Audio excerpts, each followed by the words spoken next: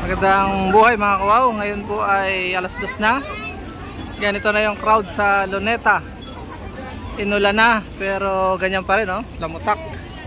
Ganyan pa rin kasabik ang mga tao sa pagpupuri sa Diyos dito sa Jesus is Lord Church sa 45th anniversary.